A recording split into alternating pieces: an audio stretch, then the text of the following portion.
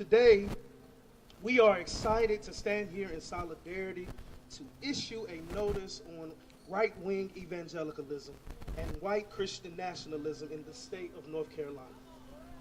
It is not by chance that we are here today on what would have been the anniversary of Roe versus Wade.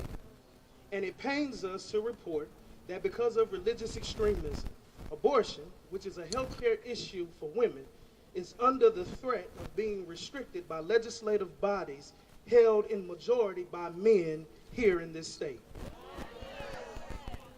As faith leaders, we can no longer allow this misrepresentation of God and also this misrepresentation of Jesus.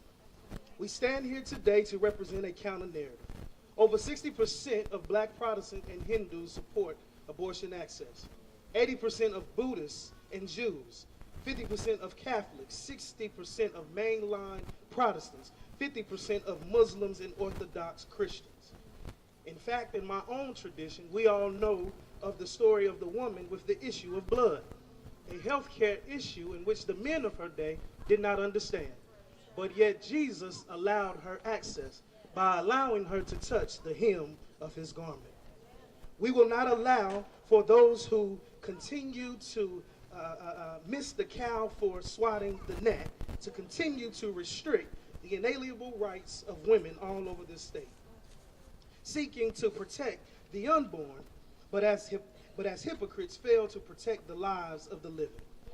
These same politicians and religious leaders continue to create policies, stand by policies that destroy the lives of children, restricting funding to education, denying access to mothers who need a livable wage, granting unfettered access to guns, restricting affordable housing, over-policing in communities of color, which fuel the mass incarceration and prison industrial complex.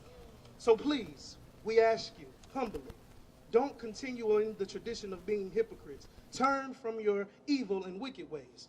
Don't restrict our sisters and our daughters' access to healing. Don't restrict them from the metaphorical hem. Allow them to have access to God's garment. Thank you for allowing me to share.